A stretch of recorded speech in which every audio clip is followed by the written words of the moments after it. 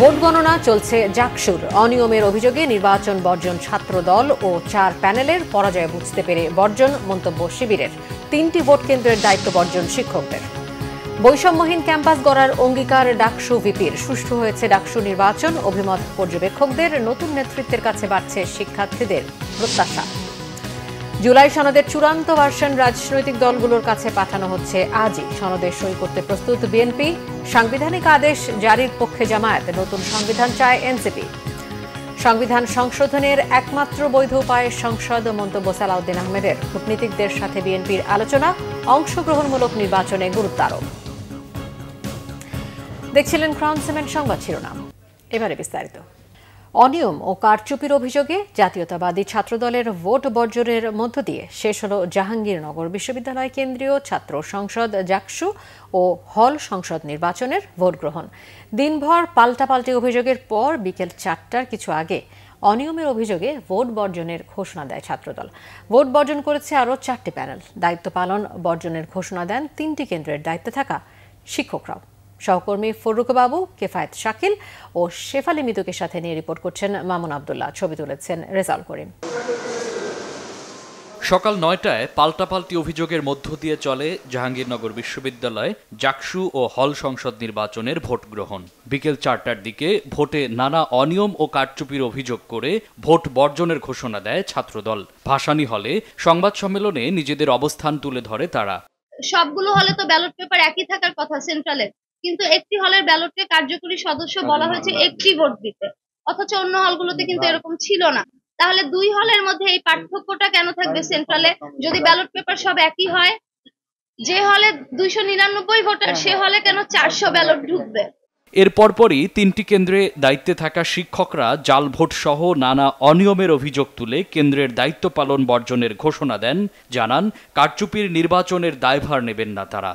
আমাদের নিজেদের কাছে নিজেদের জবাবদিহিতা নাই। আমরা যদি এই নির্বাচনে এইরকম প্রহসন দেখে এই নির্বাচনের সাথে আমরা থাকি, তাহলে কোনোভাবেই আমার নিজের কাছে আমার বিবেকের কাছে আমি করতে পারবো না। এজন্য আমরা যারা দায়িত্বে আছেন, যে শিক্ষকরা, আমরা এই নির্বাচন বর্জন করি। অলমোস্ট সকল হলগুলোতে যেরকম অব্যবস্থাপনা ছিল, যেরকম অনিয়ম ছিল, যেরকম একটা বিশেষ দলের বিশেষ গোষ্ঠীর যেরকম উগ্রপন্থী আচরণ ছিল, সেরকম আচরণগুলোর কারণে আমরাও বিভিন্ন হল যে দায়িত্বগুলো পালন করছিলাম, আমরা সেই দায়িত্ব থেকে আমরা নিজেদেরকে অব্যাহতি নিচ্ছি। কেন অতিরিক্ত ব্যালট পেপার ছাপানো হলো, নিশ্চয়ই এটার পিছনে উদ্দেশ্য আছে।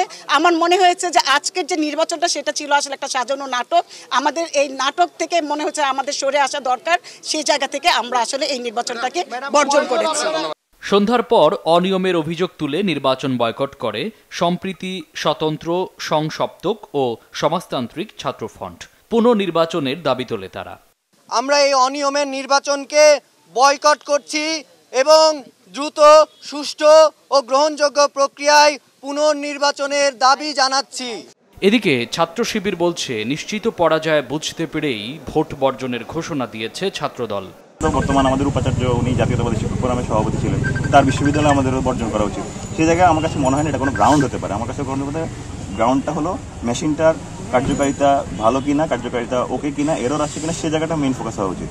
এর আগে 2-1টি কেন্দ্রে বিশৃঙ্খলার অভিযোগ আসে। এ নিয়ে দেখা দেয় সাময়িক উত্তেজনা। নির্বাচনে প্রভাব বিস্তারের চেষ্টা চলছে বলে প্রতিদ্বন্দ্বী প্রার্থীরা একে অপরকে দোষারোপ করেন। অভিযোগ আছে ছাত্রদল ও ছাত্র শিবিরের সাবেক নেতাদের ক্যাম্পাসে উপস্থিতি নিয়েও। নির্বাচন কমিশনে শিবির সভাপতি একদম প্রকাশ্যেই সেখানে অবস্থান করেছেন এবং নির্বাচন কমিশন থেকে শুরু করে প্রশাসনকে প্রভাবিত করার চেষ্টা করেছেন। আমরা জানি আমাদের ভোট গণনার যে মেশিনগুলো নিয়ে আসা হয়েছে, সেগুলো এক প্রকার একটি ছাত্র সংগঠনের মদতপুষ্ট লোক বা তাদের কোম্পানির কাছ থেকে নিয়ে আসা, যার জন্য আমরা গতকাল থেকে প্রশাসনকে লিখিত আকারে এবং মৌখিকভাবে কয়েক দফায় জানিয়েছি যে আসলে আমরা চাই যে আমাদের ভোটটা ম্যানুয়ালি গণনা করা হোক। নির্বাচন কমিশন বলেছিলেন আজকে সকাল 6টা থেকে ক্যাম্পাসে কোনো সাবেক শিক্ষার্থী থাকতে পারবে না, কিন্তু আপনারা ইতিমধ্যে লক্ষ্য করেছেন যে ক্যাম্পাসে এখন পর্যন্ত সাবেক শিক্ষার্থীদের আনাগোনা লক্ষ্য করছি। বিভিন্ন ভোট কেন্দ্রের পাশেই তাদের অবস্থান দেখতে পাচ্ছি। এই বিষয়টা আমাদেরকে একটু চিন্তার মধ্যে ফেলে দেয়। জাকসু ও হল সংসদ নির্বাচনে ভোট গ্রহণ সকাল ৯টায় শুরু হওয়ার কথা থাকলেও তা শুরু হয় কিছুটা দেরিতে। শুরুতে ভোটার উপস্থিতি কম থাকলেও বেলা বাড়ার সাথে সাথেই বাড়তে থাকে। উৎসাহ উদ্দীপনার মধ্য দিয়ে পছন্দের প্রার্থীকে ভোট দেন শিক্ষার্থীরা। নির্বিঘ্নে ভোট দিতে পেরে খুশি শিক্ষার্থীরা। আমি শুনতে পাই যে এই হলে বঙ্গমাতা বেগম ফজিলাতুন্নেসা হলে এখানে ভোট কারচুপি হচ্ছে। ভোটার লিস্ট রয়েছে, সেই ভোটার লিস্টে আসলে যারা ভোটার তাদের ছবি না থাকার ফলে যে কোনো কেউ যে কোনো কারো আইডি কার্ড এনে ভোট দিয়ে দিতে পারে। কেন 10% ব্যালট বেশি ছাপানো হয়েছে এটার জন্য প্রশাসন কোনো পরিষ্কার বিবৃতি দেয় নেই। এদিকে নির্বাচনকে ঘিরে ক্যাম্পাসে মোতায়েন রয়েছে আইনশৃঙ্খলা বাহিনীর পর্যাপ্ত সংখ্যক সদস্য। মামুন আব্দুল্লাহ, বাংলা ভিশন, ঢাকা। দর্শক, জাহাঙ্গীরনগর বিশ্ববিদ্যালয়ে আছেন সিনিয়র রিপোর্টার ফরুক বাবু, সরাসরি কথা বলবো তার সাথে। ফরুক বাবু, ভোটের ফলাফল কি জানা যাচ্ছে কিনা এখন, এবং ক্যাম্পাসের এই মুহূর্তের পরিস্থিতি কেমন দেখছেন আপনি? আশিফাত, আপনি জানেন যে নিয়ম অনুযায়ী বিকেল 5টার সময় ভোট যে শিক্ষার্থীরা যে ভোট প্রদান করছিল তার শেষ হওয়ার কথা থাকলেও কোনো কোনো কেন্দ্রে সন্ধ্যা 6টা 7টা পর্যন্ত ভোট গ্রহণের কার্যক্রম আমরা দেখেছি এবং জানতেও পেরেছি। এবং সেই সাথে আসলে আমরা জানতে পেলাম কিছু সময় আগে যে এখনও বেশ কয়েকটি কেন্দ্রে নাকি ভোট গণনার ভোট গ্রহণের কার্যক্রম চলছে। শিক্ষার্থীরা সেখানে নাকি এখনও ভোট দিচ্ছে। তবে ইতিমধ্যে আসলে বিকেল 4টার পরে এসে ছাত্রদল প্যানেলে যারা প্রার্থী রয়েছেন তারা ভোট বর্জন করেছেন এবং সেই সাথে আসলে পরবর্তীতে যে বাম সংগঠনের যেগুলো রয়েছে এবং সেই সাথে স্বতন্ত্র প্রার্থী যারা রয়েছেন তারাও বেশ কয়েকজন ভোট বর্জনের কর্মসূচি করেছেন এবং ইতিমধ্যে তাদের সবারই অভিযোগ প্রায় একই জায়গাতে, সেটা হচ্ছে যে অতিরিক্ত ব্যালট ছাপানো এবং সেই ব্যালট পেপার যে বিভিন্ন ভোট কারচুপি এবং ব্যালটের তারা জানিয়েছেন যে আসলে যারা ভোট বর্জন করেছেন যে 4টি সংগঠন এই প্যানেল থেকে কিছুক্ষণ আগেই তারা ভোট বর্জন করার কথা আমাদেরকে জানিয়েছেন এবং তারা বলেছেন যে পুনঃ ভোট দাবি করেছেন এবং সেই সাথে তারা আসলে নির্বাচন কমিশনের যে যারা দায়িত্ব রয়েছেন তাদেরকে আসলে সরিয়ে নতুনভাবে নির্বাচন কমিশনের পাশাপাশি পুনঃ জাকসু ভোট করার দাবি তারা ইতিমধ্যে জানিয়েছেন। এবং ইতিমধ্যে আসলে আমরা আপনাকে বলে রাখি যে অনেক কেন্দ্র থেকে ভোটের বাক্সগুলো ব্যালট বাক্সগুলোর চলে এসেছে, তবে এখন পর্যন্ত কোনো বাক্সই উন্মুক্ত করা হয়নি এবং ভোট গণনার কার্যক্রমও শুরু হয়নি। তবে কয়টা নাগাদ ভোটের গণনার কার্যক্রম শুরু হতে পারে সেই বিষয় নিয়ে এখন পর্যন্ত নির্বাচন কমিশনের তরফ থেকেও কোনো ধরনের বার্তা দেওয়া হয়নি এবং তারা যেহেতু এখনও বেশ কয়েকটি কেন্দ্রে ভোট এখনও চলছে ভোট গ্রহণ করা, সেক্ষেত্রে আসলে যে এখনও যে ভোটের যে কার্যক্রম চালুর বিষয় নিয়ে তারা পরবর্তী কী সিদ্ধান্ত নেবে সেই বিষয় নিয়েও গণমাধ্যমের সাথে কোনো ধরনের বার্তা তারা দেয়নি। এবং বলে রাখি বর্তমানে আমরা সিনেট ভবনে রয়েছি, এখানেই ভোটের কার্যক্রমের সকল পরবর্তী ধাপ ভোট গণনা চলবে এবং এখান থেকেই ফলাফল ঘোষণা করা হবে। সেই সকল ধরনের আসলে কার্যক্রমের প্রস্তুতি এখানে নেওয়া হলো। আসলে বেশ কয়েকটা কেন্দ্রের এখনো ভোট কার্যক্রম শেষ না হওয়াতে এখন পর্যন্ত কোনো ধরনের করতে হবে। তবে আমরা আসলে চেষ্টা করব এখানে যে নির্বাচন কমিশনের দায়িত্বে রয়েছেন তার সাথে একটু স্যারের সাথে কথা বলতে চেষ্টা করব যে স্যার এখন পর্যন্ত আসলে কি পরিমাণ ভোট কাস্ট হয়েছে এবং আরও কয়টি কেন্দ্র বাকি রয়েছে ভোট গ্রহণের, বা কয়টা নাগাদ থেকে আপনারা ভোটের কার্যক্রম শুরু করতে পারেন স্যার? আমরা আশা করছি আরও 2টি কেন্দ্রের ফলাফল ব্যালট সহ ফেরত আসা বাকি আছে।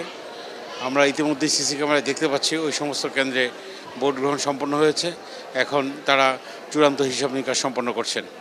তা আমরা আশা করি যে যেহেতু ম্যানুয়াল পদ্ধতিতে হবে এটা একটু সময় লাগবে, তো আমরা চেষ্টা করব যাতে দ্রুত করা যায়, কারণ শিক্ষার্থীরা অধীর আগ্রহে অপেক্ষা করছে যে কখন ফলাফলটি পাবে। বেশ কিছু প্রার্থী তারা বিভিন্ন রকমের নির্বাচন কমিশনের প্রতি অভিযোগ এনে তারা ভোট বর্জন করেছে, সেটাকে আপনারা কীভাবে দেখছেন স্যার? এবং পুনঃ নির্বাচনের দাবিও জানিয়েছে স্যার। আসলে আমরা নির্বাচন কমিশনের পক্ষ থেকে আমরা অবশ্যই সংশ্লিষ্ট সকলকে অনুরোধ করেছিলাম যেন একটি সম্প্রীতির পরিবেশে একটি সম্প্রীতির বন্ধনে আবদ্ধ থেকে নির্বাচন সম্পন্ন করার জন্য। আমরা দেখেছি আসলে সকল পক্ষই কিন্তু চেষ্টা করেছে, সর্বোচ্চ চেষ্টা করেছে এবং নির্বাচন কমিশনকে সহযোগিতা করেছে। তা আমরা আসলে যে বিষয়গুলো নিয়ে কথা এসছে এগুলো আসলে ওই 2টি হলের অভ্যন্তরীণ ইস্যু।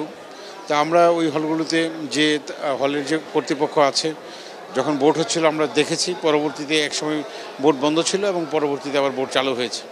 সুতরাং এই বিষয়গুলো যেমন একটি হলের বিষয়, সেটি হচ্ছে আমাদের কাছে আমরা যখন কথা বলি নির্বাচন কমিশনের পক্ষ থেকে, তখন কিন্তু ভোট আবার গ্রহণ করা হয়। সুতরাং এটা আমার কাছে খুব একটা বেশি, যেটাকে আমরা বলছি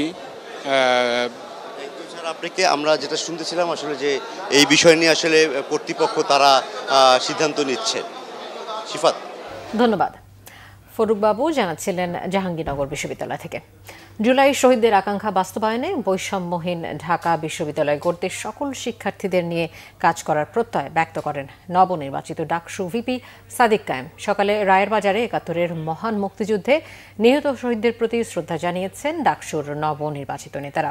এ সময় তারা ৭১ এবং ২৪-এর শহীদদের আকাঙ্ক্ষা ধারণ করে এগিয়ে যেতে চান বলে উল্লেখ করেন। সেই সাথে জুলাই শহীদদের আকাঙ্ক্ষা বাস্তবায়নে বৈষম্যহীন ঢাকা বিশ্ববিদ্যালয় গড়তে কাজ করবেন বলেও জানান। ডাকসুর নবনির্বাচিত ভিপি সাদিক কায়েম বলেন, নির্বাচনে অংশগ্রহণকারী সবার ইশতেহার বাস্তবায়নে শিক্ষার্থীদের মতামত নিয়ে কাজ করা হবে।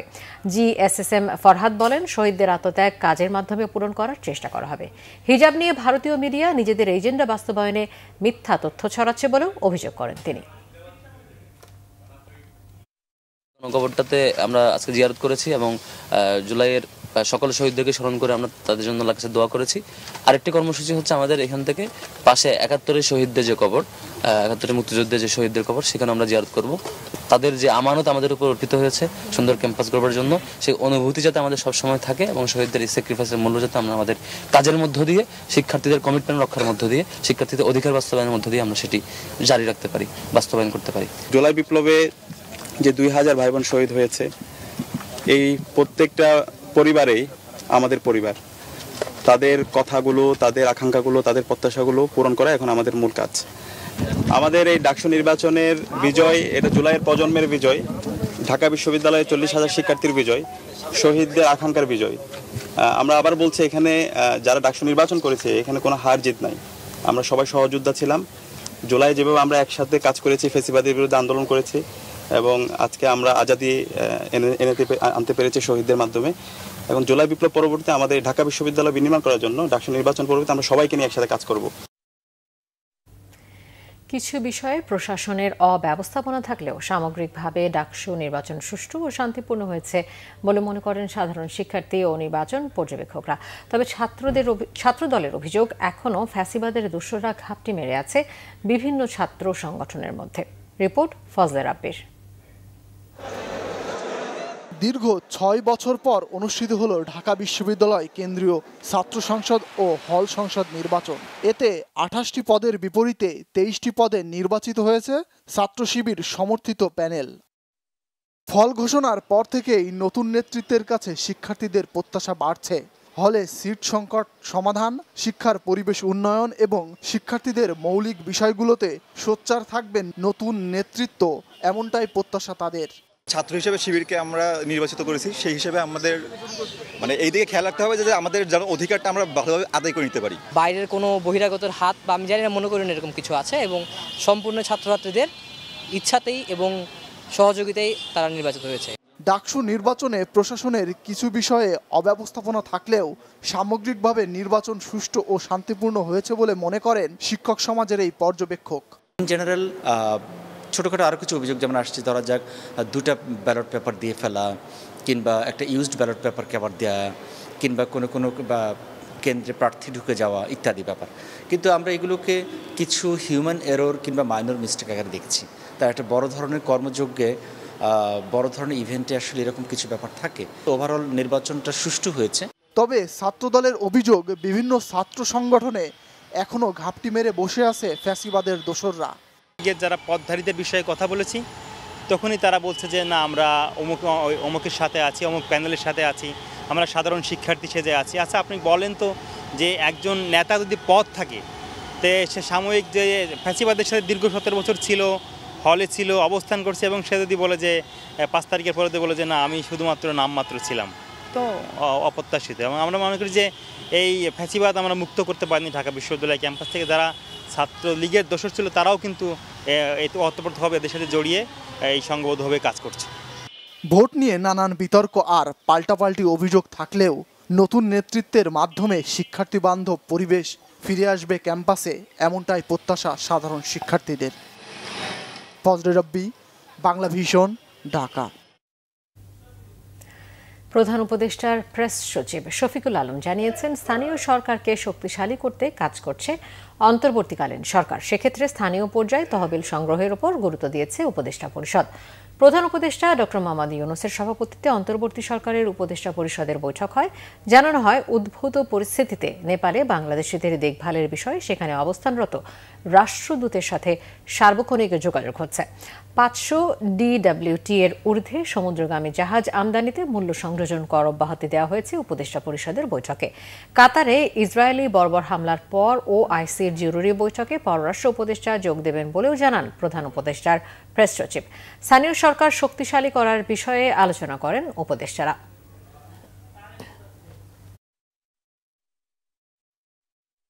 যে লোকাল গভর্নমেন্টই থাকুক, তাকে কিভাবে আরও শক্তিশালী করা যায়, যাতে নিজেরা তাদের পাওয়ারগুলো তারা যেন ভালোভাবে উইল করতে পারে, তারা যাতে নিজেরা ফান্ড কালেক্ট করতে পারে, তারা যেন ফান্ডের ম্যানেজমেন্টও ঠিকমতো করতে পারে স্বচ্ছভাবে, সেই বিষয়গুলো তাকে আরও এম্পাওয়ার করা।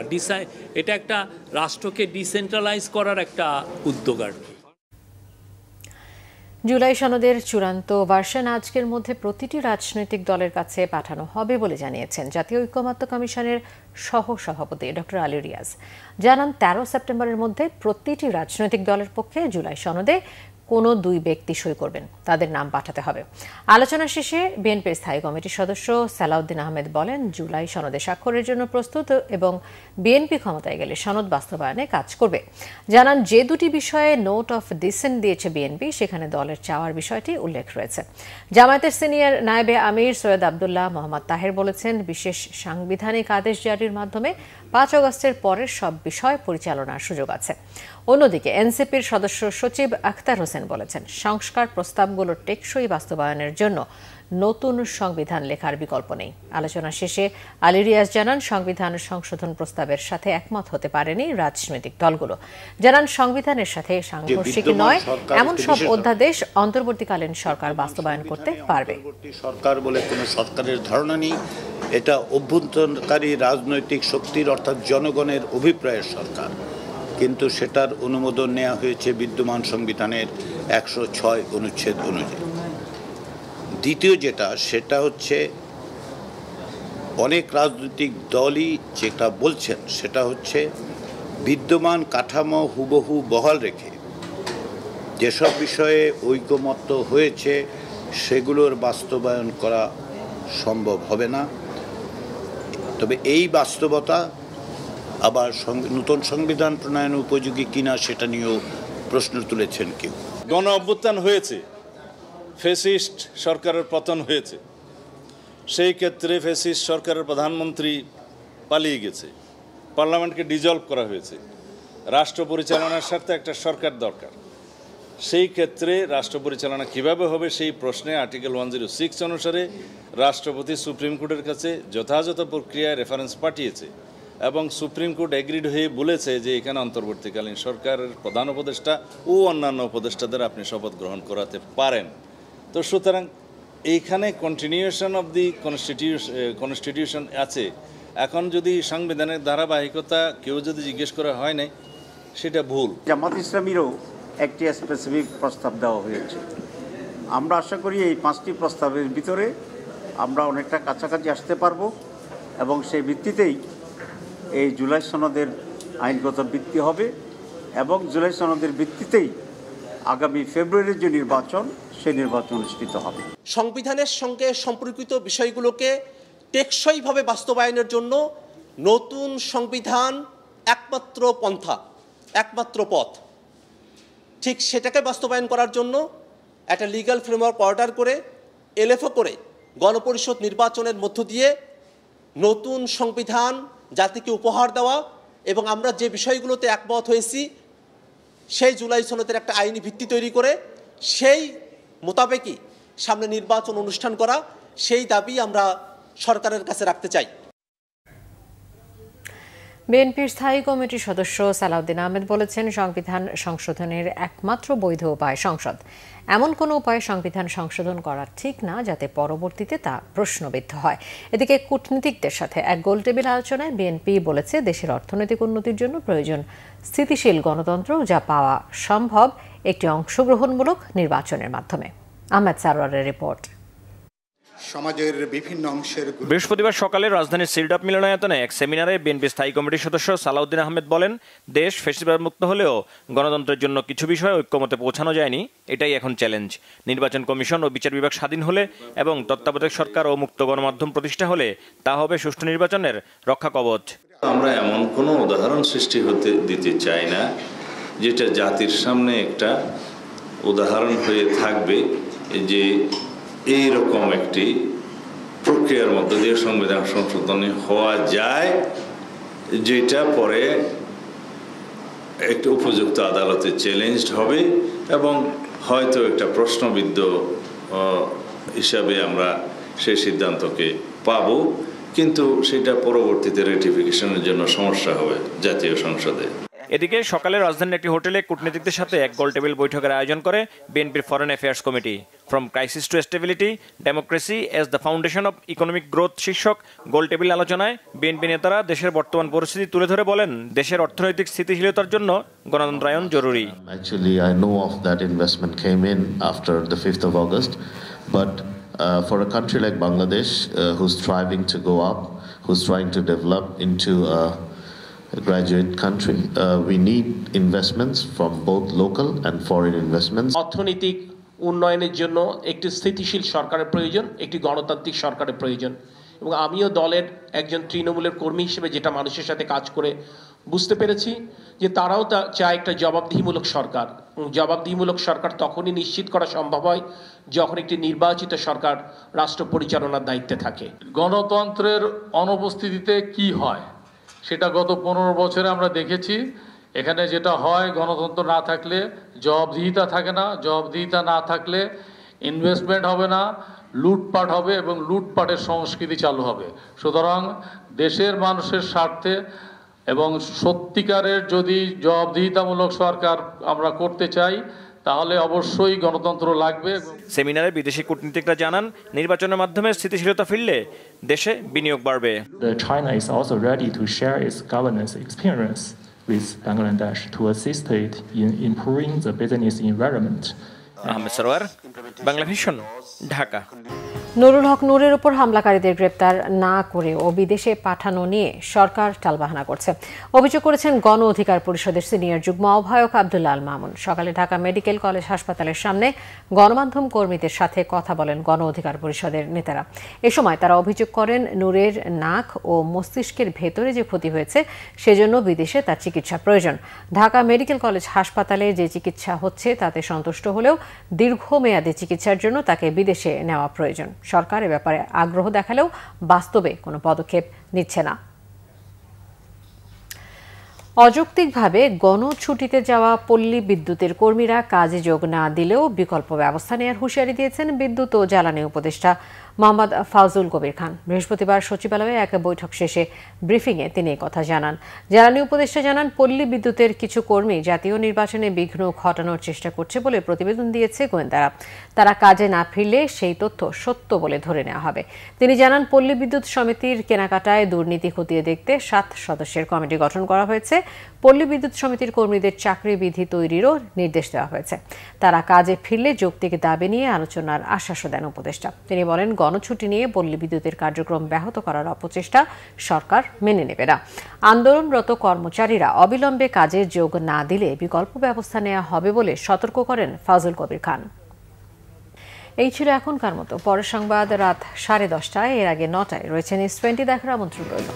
এছাড়া বাংলা ভিশন সংবাদ ও সংবাদ সংশ্লিষ্ট অনুষ্ঠান দেখে ভিজিট করুন www.bbnews24.com ও facebook.com/banglavishnnews এবং সাবস্ক্রাইব করুন youtube.com/banglavishnnews। ধন্যবাদ সবাইকে।